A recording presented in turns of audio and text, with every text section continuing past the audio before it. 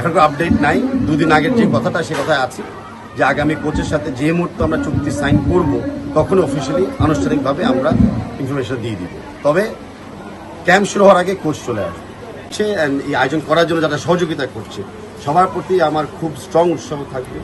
আমি ব্যক্তিগতভাবে এবং যদি মানে ফুটবল ফেডারেশনের পক্ষ থেকে পারি বা আমারও অনেক ব্যবসা প্রতিষ্ঠান আছে, সবাইকে আমি আগ্রহ দিব যে এই স্কুলে এসে একটু দেখে যান, পরিবেশটা একটু দেখে যান, এরকম সহযোগিতা করেন যারা যারা আগ্রহ নিয়ে এগিয়ে যাচ্ছে। আর নিজে যদি কিছু করতে চান এখান থেকে অনেক শেখারও জায়গা আছে, কিভাবে আমি একটা প্রতিষ্ঠানকে বা একটা এলাকাতে একটা অবদান রাখতে পারি। খুব বড় পরিকল্পনা আছে, আগামী দিনে আমরা খেলাটাকে ছড়িয়ে দিতে চাই। আপনারা আমাদের পরিকল্পনা হলো যে আমাদের খেলার মাধ্যমে আগামীতে বিশ্ববাসী বাংলাদেশকেও চিনবে। খালি বাংলাদেশে যে দুর্ঘটনা হয়, দুর্যোগ হয় সে কারণ না, যেভাবে গার্মেন্টস শিল্পের জন্য আমাদেরকে চিনে, ফুটবল জন্য আমাদেরকে চিনবে, আমাদের ফ্যানদেরকে চিনবে। ইতিমধ্যে আপনারা জানেছেন, শুনেছেন যে আর্জেন্টিনাতে সবচেয়ে বড় দর্শক বেস আর্জেন্টিনার বাইরে হলো বাংলাদেশ।